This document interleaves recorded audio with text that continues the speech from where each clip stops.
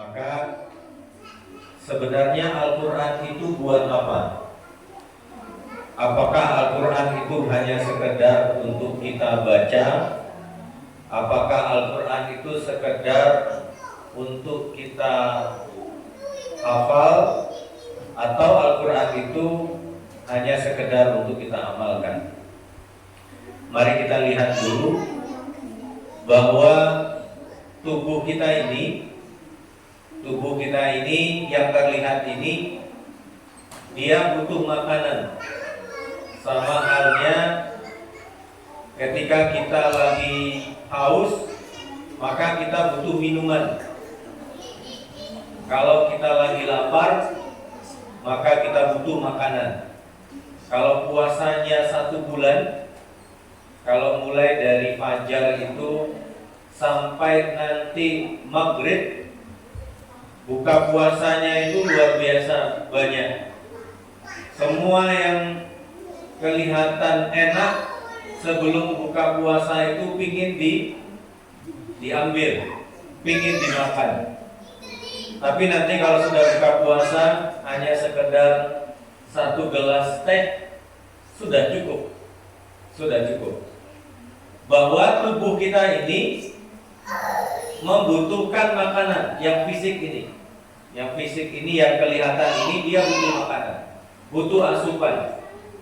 Tapi perlu kita ingat, kalau asupan itu, makanan itu tidak masuk ke tubuh kita, maka apa yang terjadi kepada tubuh kita?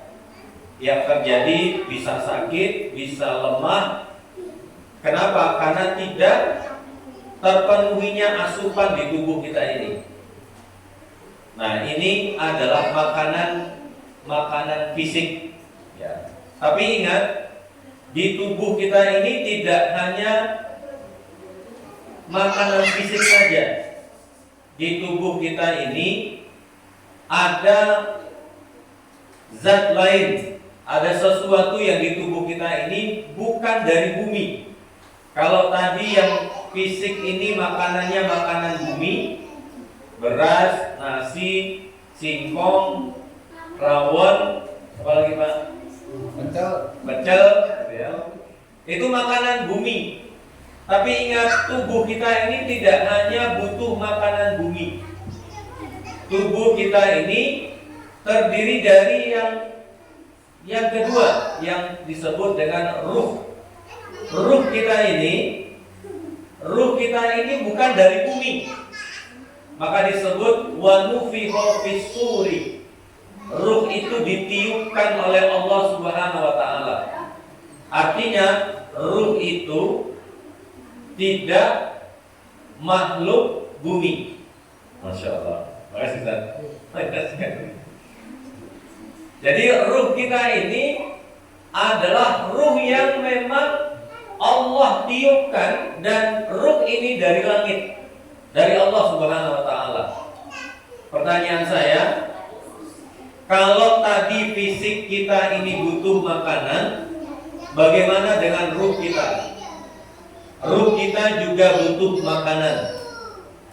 Kalau dia itu dari langit, makanya Allah menyebutnya min sulalatin min ma'in mahin, summa sawwahu wa nafakha fihi min ruhi wa ja'ala lakumus sam'a wal absara wal af'idah qalilan ma tashkurun. Kita ini Pak, Bu, terbuat dari sulalatin min ma'in mahin. Sule, jangan kenal sama Sule? Sulalah itu artinya sule itu. Sule itu, sulalah itu, ya apa namanya, sperma yang masuk ke tubuh perempuan itu kan jutaan Pak. Tapi yang jadi berapa? Yang jadi cuma 1. Yang 1 itu disebut oleh Allah sulalah, bentuknya tunggal. Yang jadi itu cuma 1. Min sulalatin mimma immahin. Tunggal itu pun ya dari air yang hina, kata Allah Subhanahu wa taala. Menyebutnya saja kita malu, Pak. Menyebut cairan itu saja kita malu. Min sulalatin min ma'in mahin. Kita ini dulu menyebutnya saja sudah malu. Min sulalatin min ma'in mahin. Tapi kata Allah, summa sawwahu wa nafakha fihi min ruhi. Setelah itu kata Allah, kami tiupkan ruh. Nah, yang kedua ini. Yang kedua ini ditiupkan oleh Allah ruh.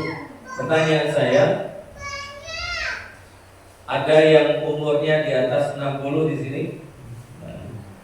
Umur yang 60 dengan umur yang baru lahir, ruh itu umurnya sama atau berbeda? Sama, Bu. Persoalannya hanya kapan dimasukkan saja yang berbeda. Saya sekarang umur saya 46. Dengan adik-adik ini, ruhnya sama umurnya. Cuma kapan dimasukkan itu yang berbeda. Dan ruh kita itu tidak mati. Tidak akan mati. Ketika dimasukkan nanti diambil lagi, fa'amsaka ruhahu, lalu diambil, dipegang oleh Allah, mau ditaruh di mana kita tidak tahu. Maka kata orang, kalau orang meninggal itu ada yang gentayangan katanya. Gak ada yang gentayangan, Pak. Kalau dia masuk ke barzah, urusan barzah itu saja sudah melelahkan. Masa yuk gentayangan dari kuburan pindah ke dapur, pindah ke kamar, pindah ke kuburan, nakut-nakuti tikus gitu ya. Itu tidak mungkin. Apalagi ada orang yang mengatakan bisa melihat hantu, bisa melihat syaitan, bisa melihat itu. Kata Imam Syafi'i, man ro'a jinna faqad kadzab, kata beliau. Siapa yang mampu melihat makhluk halus itu, pertama, dia berbohong, kata Imam Syafi'i, ini bukan kata saya. Dia berbohong atau dia sendiri itu yang syaitan. Jadi orang yang kesurupanlah yang bisa melihat setan. Karena apa? Karena setan masuk ke dalam tubuhnya. Ketika setan masuk ke tubuhnya, dia tidak lagi dia, tapi karena dia adalah syaitan. Jadi yang bisa melihat hantu dan setan itu kemungkinan dua. Pertama dia bohong, yang kedua dia syaitan. Nah, kita kembali ke tadi. Jadi ruh kita ini umurnya sama, Pak. Dan tidak mati. Masukkan ke barzah, nanti dibangkitkan di yaumul hisab. Setelah yaumul hisab nanti dimasukkan ke sirat. Nanti mau ditaruh di mana oleh Allah? Apakah di surga? Apakah di nerakanya Allah Subhanahu wa taala? Jadi ruh kita ini tidak mati dan umur ruh kita ini sama, tidak ada perbedaannya.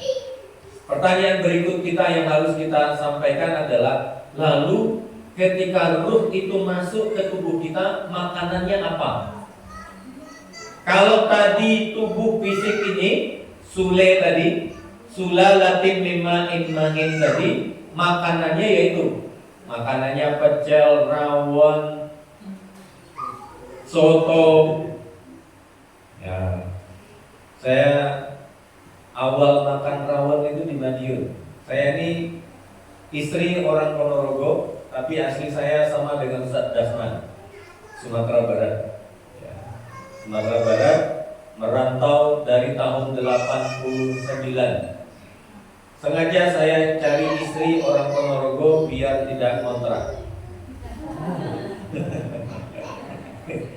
Jelas ya.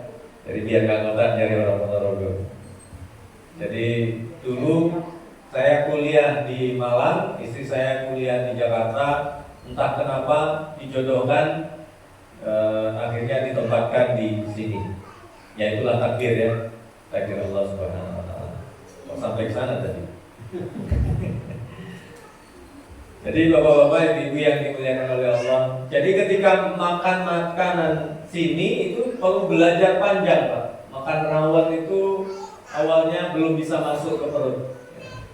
Lama-lama, ya, akhirnya istri itu saya bawa ke Sumatera Barat belajar masakan sama ibu. Ternyata sekarang sudah bisa masakan Padang. Ya, ya saya tidak ada masalah. Sekarang semuanya bisa masuk. Padang oke, Ponorogo oke. Tidak ada masalah. Jadi makanan ruh itu apa? Kalau ruh itu dari Allah, maka makanan ruh pun dari Allah Subhanahu wa taala. Apa makanan ruh kita? Makanan ruh kita itu adalah Al-Qur'an. Ya. Al-Qur'an itu dari mana, Bu? Dari Allah. Ruh itu dari mana? Dari Allah. Jadi ketika Al-Qur'an tidak terpenuhi ke tubuh kita ini, asupan Al-Qur'an tidak cukup ke ruh kita ini, maka sama kondisinya ketika fisik tidak mendapatkan makanan dan minuman. Begitu. Jadi orang yang jauh dengan Al-Qur'an, sesungguhnya dia sedang tidak memberikan asupan kepada tubuhnya. Pertanyaan begini, kenapa orang suka marah-marah? Karena marah itu adalah api. Api itu hanya bisa dipadamkan oleh apa, Bu? Tuh. Hanya bisa dipadamkan oleh air. Tubuh kita ini kalau semakin jauh dengan Al-Qur'an, dia akan bersenyawa dengan api. Maka Al-Qur'an itulah yang menyiram api yang menyala itu. Makanya kalau ibu-ibu kalau lagi marah, ada yang sering marah gitu. Kalau marah sedang berdiri, kata Nabi, maka duduklah. Kalau marah sedang duduk, berdirilah. Kalau duduk dan berdiri masih marah, apa yang kita lakukan? Berwuduklah, kata Nabi. Kalau sudah berwuduk masih marah, maka sholatlah 2 rakaat. Maka kalau masih marah, di sebelah sini ada sungai. Tinggal nyemplung ke dalam sungai. Ya. Kenapa? Karena wudhu dengan sholat itu sebenarnya Al-Qur'an. Jadi jenengan, kita tadi sholat maghrib, sholat itu isinya apa, Pak? Sholat itu isinya Al-Qur'an. Kalau orang masih marah dengan sholatnya, setelah selesai masih marah, maka sesungguhnya sholatnya tidak sempurna. Bukankah inna sholata tanha anil fahsya wal munkar? Makanya tadi kalau selesai sholat masih marah, ada kemungkinan sholatnya tidak selesai. Apa kata Nabi? Nabi itu kalau datang ke masjid, Nabi Muhammad Sallallahu Alaihi Wasallam, apa kata beliau kepada Bilal? Bilal itu siapa? Hitam. Ya, kulitnya hitam. Tapi siapa Bilal itu? Seorang muadzin. Memang Bilal itu hitam, sangat hitam. Tahu tempat masak kuali? Nah, itu kalau diambil bagian bawahnya, taruh di sini. Nah, itu hitam. Bilal itu memang hitam. Apa kata Nabi kepada Bilal? Apa kata Nabi? Arihna ya Bilal, katanya. Istirahatkan kami wahai Bilal. Jadi sholat itu, Al-Qur'an itu adalah tempat istirahatnya orang mukmin. Innalaka fin nahari sabhan tawila. Bukankah di siang hari itu kita lelah, kita capek, kita marah, kita banyak persoalan di siang hari. Apa kata Allah Subhanahu wa taala?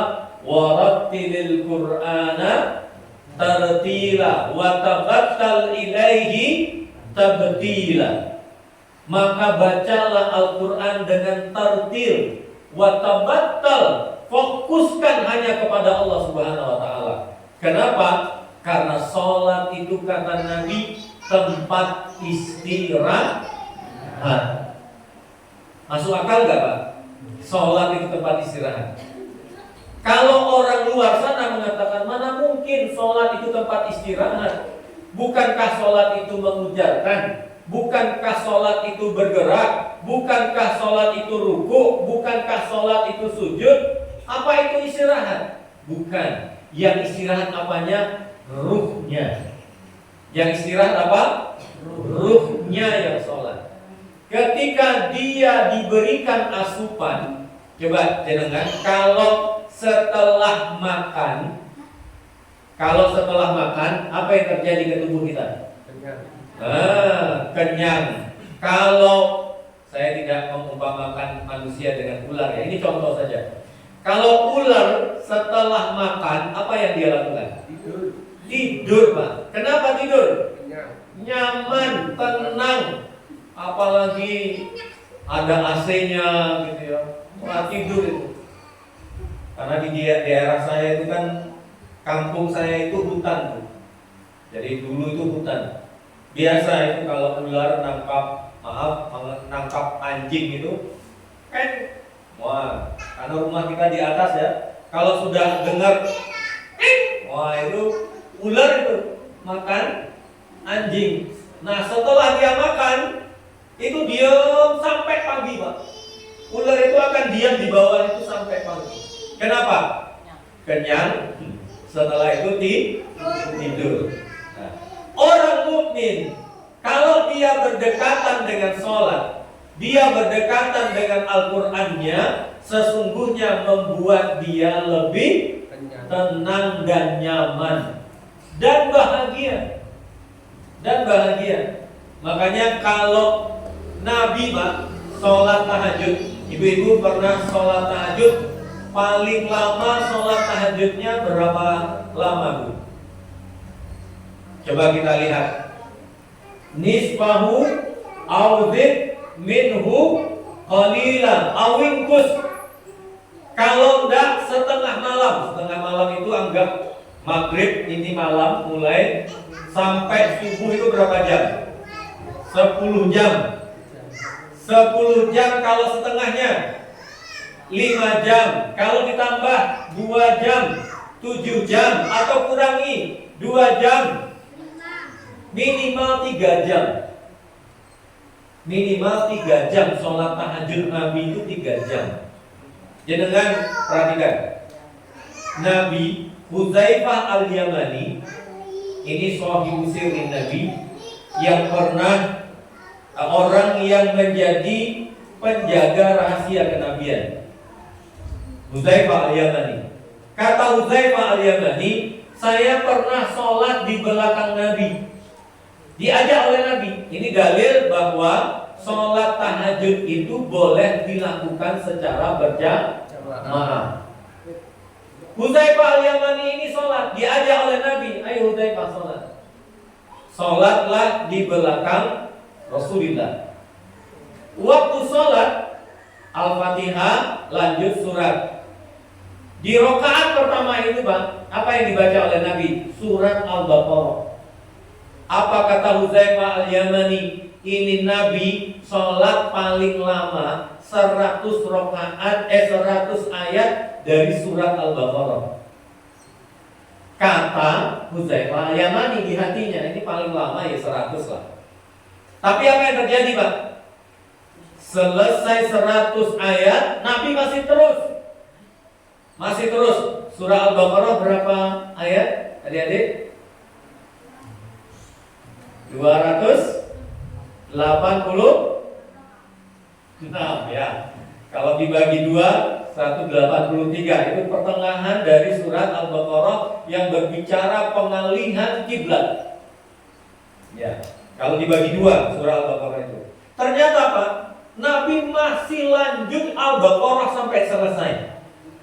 Dilanjutkan oleh Nabi dengan bacaan bismillah. Bismillahirrahmanirrahim. Lanjut ke surat Ali Imran. Kata Hudzaifah, lama ini katanya kan. Hudzaifah al-Yamani Ali Imran lanjut, ternyata Ali Imran sampai selesai. Dilanjut lagi dengan bismillah. Ternyata lanjut ke surat, setelah Ali Imran apa? Surat An-Nisa. An-Nisa selesai. Berapa juz itu, Pak? Jadi ada berapa juz? 5,5 juz. Nah, 1 rakaat. Kalau 1 rakaat itu, 1 juz itu kita baca dengan tartil, itu minimal 40 menit. Kalau baca Quran dengan tartil, itu 40 menit 1 juz. Berarti 40 kali 5 berapa? 200 menit. Ya, kali berapa jam itu? 3 jam. 3 jam 1 rakaat. Berarti 2 rakaat 6 jam. 6 jam. Betul nggak? Nisfahu. Setengahnya malam atau ditambah atau dikurangi? Pertanyaannya, kalau Nabi memenuhi ruhnya setengah 6 jam dalam 1 malam, berarti untuk memenuhi ruh kita ini bisa makan dengan sempurna, minimal segitu. Kalau enggak, sekali seminggu lah. Sholat tahajud sekali seminggu. Minimal ya Bu.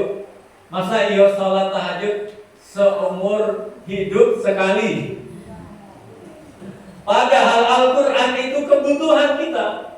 Maka adik-adik ini saya ingin sampaikan bahwa orang yang bersama dengan Al-Quran, kata Nabi Muhammad SAW, al-mahir bil Quran ma'as-safari kiramil birabirah, bahwa orang yang bersama Al-Quran, pintar dengan Al-Quran, ma'as-safarati kiramil barah, dia bersama malaikat yang baiknya dan kebaikannya luar biasa. Orang yang pintar dengan Al-Quran. Yang kedua, orang yang selalu dekat dengan Al-Quran, maka dijamin oleh Allah. Apa kata Nabi? Kata Allah Subhanahu wa taala, fa ambataha nabatan hasanah wa taqabbalaha rabbuha biqabulin hasanin. Kata Allah. Allah yang jamin tumbuhnya. Yang jamin tumbuhnya anak itu, tumbuh otaknya, tumbuh fisiknya, tumbuh rizkinya, tumbuh semuanya yang berada di tanah yang subur itu. Makanya anak saya kelas 4 SD, saya sudah ajak dia menghafal Quran. Kelas 4 SD, alhamdulillah kelas 6 SD sudah selesai 30 juznya. Anak pertama, anak kedua sama. Anak kedua kelas 4 SD sudah mulai menghafal Al-Quran. Kelas 5 SD dia sudah selesai 30 juznya. Kelas 6 SD dia sudah bisa berbahasa Arab. Sama, dua-duanya sama anak saya. Jadi Tuhfatul Atfalnya sudah selesai. Tuhfatul Atfal itu terkait dengan tajwidnya Al-Quran itu. Maka Al-Qurannya sudah selesai dan bahasa Arabnya sudah selesai ketika umur kelas 6 SD. 6 SD. Bagi saya Pak, bagi saya bahwa jaminan yang diberikan oleh Allah kepada orang yang dekat dengan Al-Quran adalah bukan jaminan manusia. Kalau kita sekolahkan anak kita di fakultas kedokteran, bukan tidak boleh. Fakultas kedokteran, pertanian, di ITS, di Brawijaya, mungkin di UNAIR. Saya ini Pak, tamat dari pondok. Saya ingin masuk UNAIR, fakultas kedokteran. Sudah mau masuk 6 bulan di fakultas kedokteran, ibu telepon saya. Pulang katanya. Cita-cita saya Pak, cita-cita saya ingin jadi dokter. Dulu dulu. Ingin jadi dokter, cita-cita itu tercapai, masuk UNER Fakultas Kedokteran. Coba. Tapi ibu telepon saya, pulang. Hati ini bertentangan sebenarnya apa yang diminta oleh ibu saya. Tapi saya mengatakan, saya baca Al-Quran, apa sebenarnya yang diinginkan oleh Allah Subhanahu wa Ta'ala tentang kita dan orang tua. Apa kata Allah? La tusyrik billah wa bil walidaini ihsana. Jangan syirik kepada Allah, buat baik kepada orang tua kalian, kata Allah. Setelah Allah, orang tua, Pak, saya tidak bisa mengelak, siap pulang. Antara perjalanan Surabaya menuju Jakarta, ibu saya telepon, kamu mampir di Bogor. Saya mampir di Bogor, bertemu dengan Kiai Haji Husni Tamrin. Ternyata beliau mengatakan, ibumu memutuskan kamu harus mondok lagi. Jadi saya mondok itu sekitar 11 tahun, Pak. Jadi 11 tahun. Di Al-Ihya Bogor saya menyelesaikan kitab Ihya Ulumuddin, Imam Ghazali itu. Saya hafal, Pak, Imam Ghazali itu. Kitab Ihya itu saya hafal. Saya hafal di luar kepala. Dan setoran ke beliau. Ihya, banyak kitab dikasih, ini hafal, ini hafal. Kerja saya, Pak, awal-awalnya hanya ngantarin sendal beliau. Ambil sendal kalau beliau pengajian ngantar. Kadang beliau ngisi kajian di Istana Merdeka Bogor itu, Istana Presiden di Bogor itu. Ya saya asisten beliau, bawa bukunya, bawa sendalnya. Tapi bagi saya adalah inilah pengabdian seorang santri kepada guru Al-Quran. Saya tidak mengatakan, karena bagi saya Al-Quran mesti memuliakan manusia. Tidak mungkin Al-Quran itu merendahkan manusia, tidak mungkin. Itu hati saya mengatakan seperti itu, karena beliau selalu mengatakan, muliakan Al-Quran, Al-Quran akan memuliakan dirimu.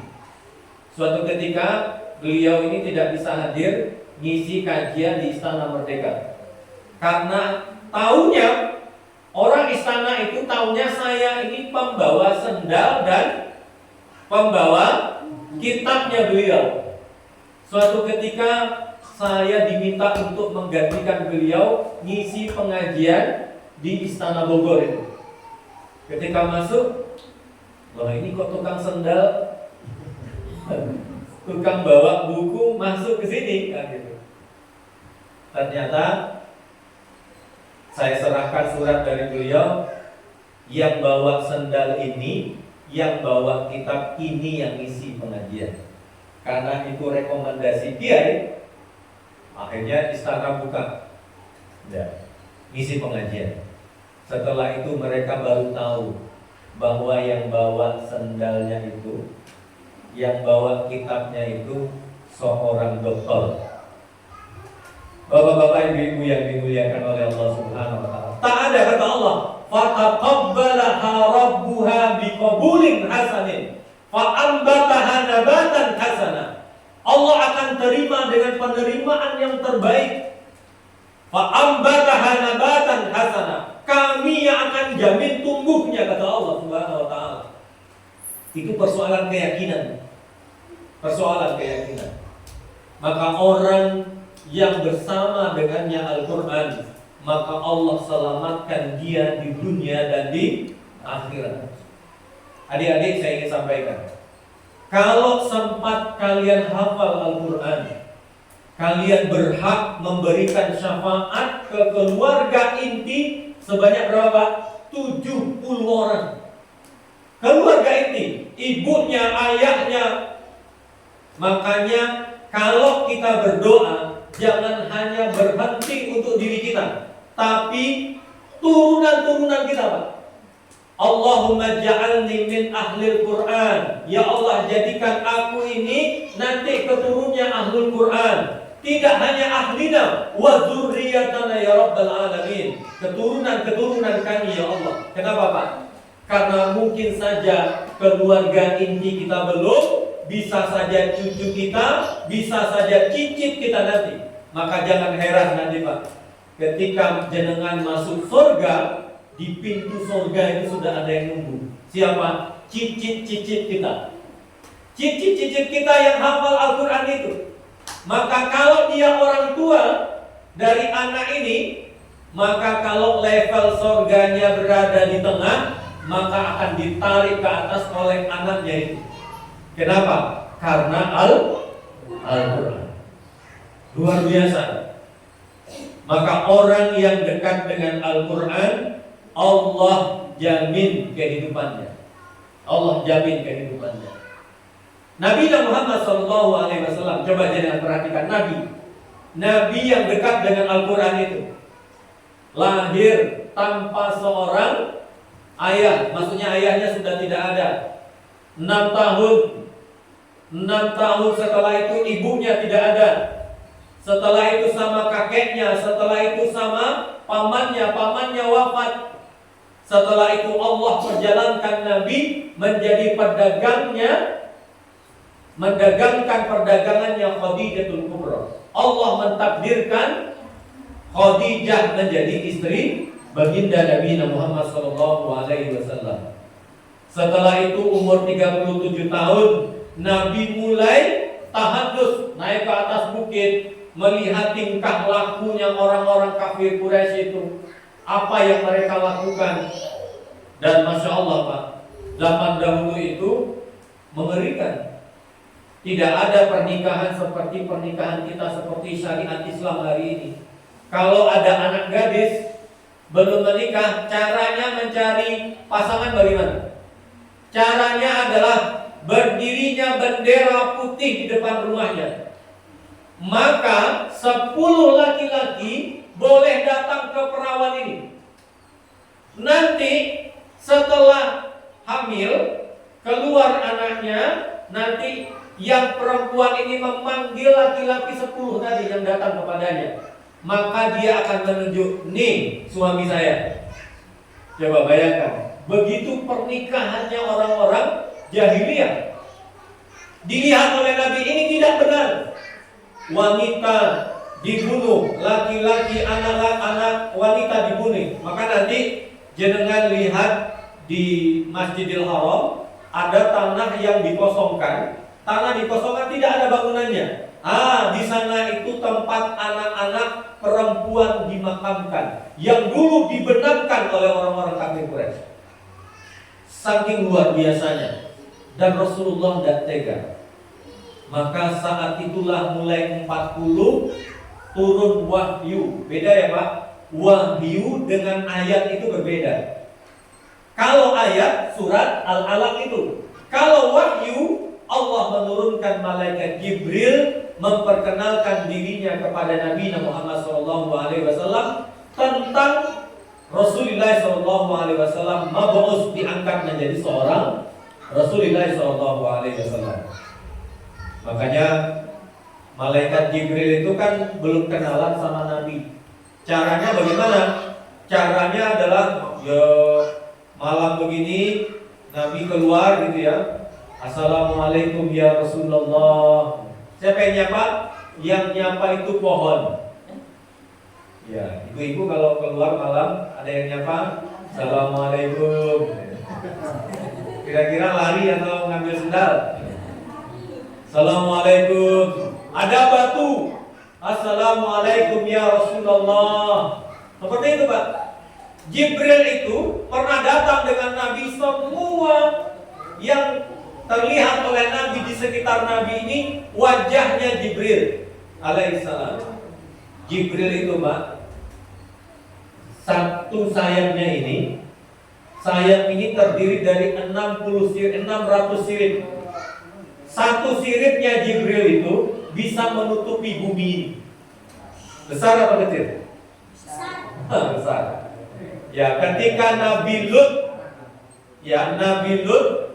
dilindungi dari rumahnya dari gangguan orang-orang yang laki-laki semua laki-laki, perempuan semua sama perempuan, dilindungi oleh malaikat Jibril dengan ditutupnya rumah itu dengan siripnya malaikat Jibril alaihissalam.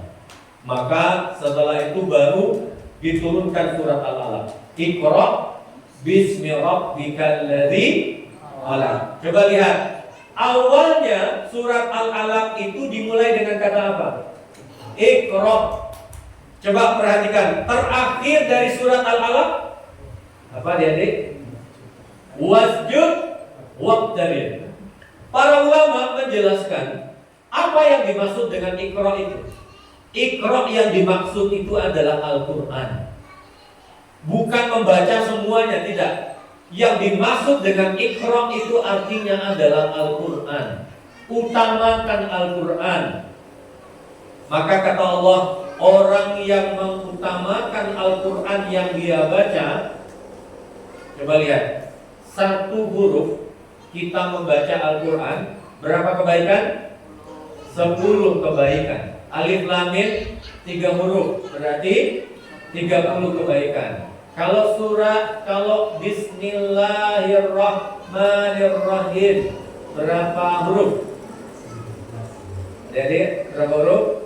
Bismillahirrahmanirrahim berapa? 9. Kalau Allah berapa huruf? Alif, lam, ha, ya. Berarti berapa huruf? 4 huruf. Kalau 4 huruf ini dibaca diulang-ulang 100 kali, berapa kebaikannya?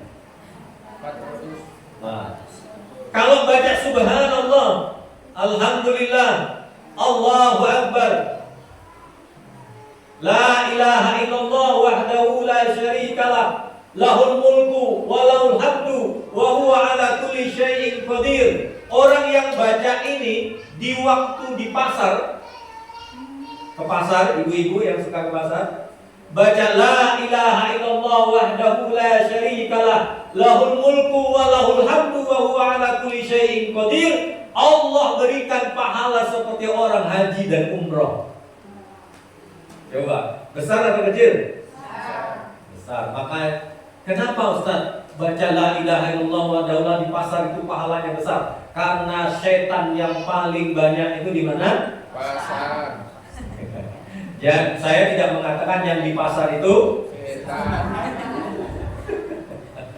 Saya nggak bilang begitu. Maksudnya bahwa ketika kita semakin jauh dari Allah, maka perlindungan yang kita minta kepada Allah juga harus semakin kuat. Semakin kuat. Makanya Iqra bismi rabbikal ladzi khalaq, baca Al-Qur'an lebih awal kata Allah. Tapi ingat, untuk apa Al-Qur'an itu? Lihat ujungnya. Wasjud waqtarib. Semakin sujud, semakin dekat dengan Allah. Ilmu itu bukan untuk dibangga-banggakan. Ilmu itu bukan untuk dipamer-pamerkan. Ilmu itu li khasyatillah, untuk kita semakin dekat dengan Allah Subhanahu wa taala. Silakan yang mau jadi polisi, mau jadi tentara, jadi dokter, jadi apa saja asalkan jangan jadi maling, jadi koruptor. Tapi ingat, membuat semua ilmu kita semakin wasjud waqtarib, semakin sujud, semakin dekat dengan Allah Subhanahu wa taala. Maka Al-Qur'an itu sebenarnya lingkaran-lingkaran yang dikasih sama Allah Subhanahu wa taala untuk apa? Untuk memuliakan kita ini. Memuliakan kita ini. Coba lihat surat At-Tin. Wat-tin, wat-zaitun, wat-tur-sinin, wa hadzal baladil amin. Ada berapa tempat? Ada 4 tempat. Surat Wat-tin. Tin mana tempatnya? Tin ini tumbuhnya di Palestina. Tin ini terkait dengan Nabi siapa? Nabi Isa alaihi salam. Berarti yang pertama, Wat-tin itu Nabi Isa. Wat-zaitun, tumbuhnya zaitun di mana?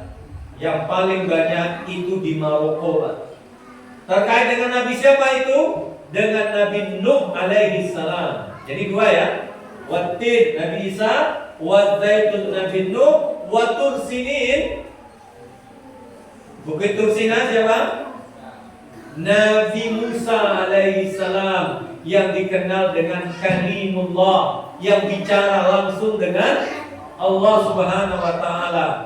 Wa hadzal baladil amin. Yang keempat, siapakah mereka?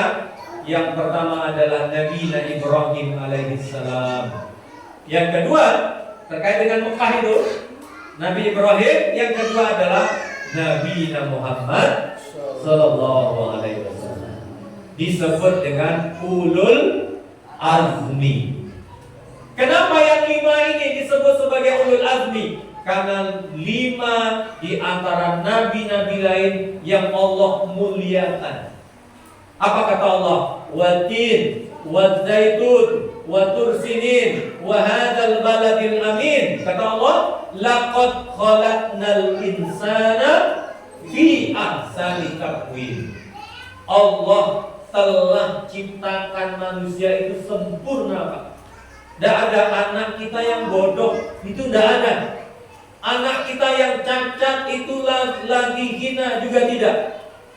Ponakan saya sekitar umur 3 tahun 4 tahun, karena di depan rumah di kampung itu lewat lalu lalangnya truk pembawa buah sawit. Tahu buah sawit? Kalau satu truk itu yang paling penuh, satu puso itu sekitar 60-70 ton bawaannya itu. Lalu dia lari, Pak. Anak umur 4 tahun itu lari, apa itu, ditabrak sama truk. Lalu kakinya yang sebelah kiri itu pecah, dilarikan dan dioperasi, diputus. Sampai hari ini, Pak, umurnya 37 tahun. 37 tahun. Kakinya dan sering menggigil. Kalau dia dan saya pulang itu, beliau mengatakan begini, Om, umur saya sudah 37 tahun. Saya, karena keponaan lain itu sudah nikah, sudah punya anak, dia enggak, laki-laki. Belum punya, saya ingin menikah tapi malu, katanya. Saya kasih Masya Allah, Pak. Masya Allah. Apa katanya? Alhamdulillah. Kaki saya ini potong, tapi Masya Allah, saya semakin dekat dengan Allah. Saya lebih memilih kaki ini potong daripada saya jauh dengan Allah. Saya lebih memilih kaki saya ini potong, karena dengan potongnya kaki saya ini, saya sering jadi imam di masjid. Saya sering menjadi jamaah di masjid. Saya hafal Al-Quran hari ini karena kaki saya yang potong ini. Saya bahagia. Coba, Masya Allah, Pak. Jadi tidak ada orang yang tidak mulia, karena kemuliaan itu dimuliakan oleh Allah. Dengan cara apa? Dengan Al-Quran yang Allah muliakan manusia itu. Laqad khalaqnal insana fi ahsani taqwim. Tapi kata Allah, summa radadnahu asfala safilin. Tahu aspal? Adik-adik tahu aspal? Di jalan itu loh, itu yang hitam-hitam itu namanya aspal. Kalau pingin hitam, maka taruhlah aspal di wajahnya, maka akan hitam. Siapa namanya? Asfala safilin. Jadi aspal itu dari bahasa Arab. Aspal. Nah, orang tahu dulu nggak tahu apa itu aspal. Aspal itu ya rendah, hina, remeh, temeh. Ya, asfala safilin, kata Allah, illal ladina amanu wa amilus shalihat. Kecuali, kata Allah, tidak Allah bedakan, Pak. Apakah dia cacat, apakah dia kaya, apakah dia miskin, apakah dia apapun kondisinya. Allah tidak beda-bedakan. asalkan dia beriman kepada Allah Subhanahu wa taala, illal ladzina amanu. Tandanya orang yang beriman apa? Zalikal kitabu la raiba fihi hudan lil muttaqin alladzina yu'minuna bil ghaib wa yuqimuna shalah. Coba itu tanda orang yang beriman. Jadi kemuliaan kita Pak bukan karena dia dokter, bukan karena dia seorang manajer, bukan karena dia seorang direktur, tapi illal ladzina amanu. Kemuliaan orang itu dipandang dengan keimanannya. Tapi lihat dalam surat Al-Ankabut, apa kata Allah? Ahasiban nasu ayyutraku yaqulu amanna. Kalau kalian sudah beriman kepada Allah, kata Allah, apakah aku akan biarkan kalian, kata Allah, aku biarkan kalian dengan kalian mengatakan beriman, ayyaqulu amanna wa hum la yuftanun. Ayat yang kedua dalam surat Al-Ankabut, apakah dia beriman, mengatakan beriman, lalu kami biarkan, lalu kami tidak uji, kata Allah. Allah uji mah. Ujian itu belum tentu juga ujian itu kesempitan. Ujian itu sakit. Tidak ada. Ujian itu bisa saja longgar, bisa saja kekayaan. Makanya tidak semua yang kita lihat tentang kesenangan dunia ini adalah kebahagiaan, belum tentu. Kita lihat kayanya, rumahnya, mobilnya, mewahnya. Kita kan memandang orang seperti itu. Tapi belum tentu Pak. Bisa saja apa yang mereka alami itu adalah ujian dari Allah Subhanahu wa taala. Jadi ujian itu tidak selalu sempit, tapi ujian itu bisa saja ke lapangan. Tapi kata Allah, apakah dia wasjud waqtarib atau tidak? Semakin sujud, semakin dekat dengan Allah atau tidak? Makanya kata keberkahan, kata berkah, lihat surat Tabarak. Tabarakalladzi biyadihil mulku wa huwa ala kulli syai'in qadir. Apa kata berkah itu? Berkah itu tidak ada hubungannya dengan kelapangan rizki, Pak. Tidak ada. Tidak ada hubungannya dengan kemiskinan, kesempitan, sakit, tidak ada hubungannya. Keberkahan itu berhubungan dengan ketaatan. Kalau keberkahan itu berhubungan dengan sempit, sakit, berarti Nabi Isa alaihissalam tidak berkah dong. Karena Nabi Isa itu Nabi yang paling miskin di dunia. Kalau dulu ada nyanyi paling miskin di dunia, Nabi Isa itu Nabi paling miskin, Pak. Kalau kata keberkahan itu dihubungkan dengan kemiskinan, berarti Nabi Isa tidak berkah hidupnya. Kalau keberkahan itu orang yang tidak berkah itu berarti dia sakit. Lalu bagaimana dengan Nabi Ayub alaihissalam yang 15 tahun sakit? Berarti Nabi Ayub tidak mendapatkan keberkahan. Tidak ada hubungannya. Tidak hubungannya dengan lapang, tidak hubungannya dengan sakit, tidak ada hubungan dengan kekayaan, tidak ada hubungannya dengan kemiskinan. Lalu keberkahan itu hubungannya dengan apa? Keberkahan itu kata ulama hubungannya adalah dengan ketaatan. Semakin dia taat kepada Allah, semakin berkah. Kalau dia kaya menyebabkan dia semakin dekat dengan Allah, itu berkah.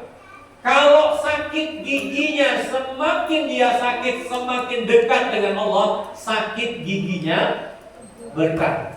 Pilih mana Bu? Sakit hati atau sakit gigi? Pilihannya luar biasa, sakit hati, sakit gigi. Wah, jangan tak dua-duanya. Ya. Jadi Nabi pernah mengatakan begini. Apa kata Nabi? La tasubbul huma fa innahu barakah. Apa kata Nabi? Jangan mencela demam, karena demam itu keberkahan. Loh kok bisa? Nah, lalu ada sahabat yang praktek hadis Nabi ini. Apa yang dipraktekkan oleh sahabat? Ya Allah, sudah ada. Nah, sedikit lagi. Kata Nabi Muhammad SAW, sahabat ini bilang, kalau begitu aku pingin demam sajalah. Akhirnya doa kepada Allah supaya demam, dan ternyata dikabulkan oleh Allah. Setiap mau maghrib dia demam sampai malam. Begitu. Kenapa? Karena demamnya itu menyebabkan dosanya dihapuskan oleh Allah Subhanahu wa taala sampai wafatnya.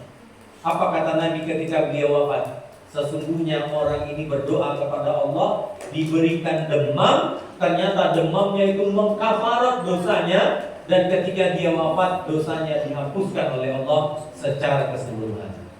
Gimana? Berani berdoa untuk demam setiap hari? Masya Allah.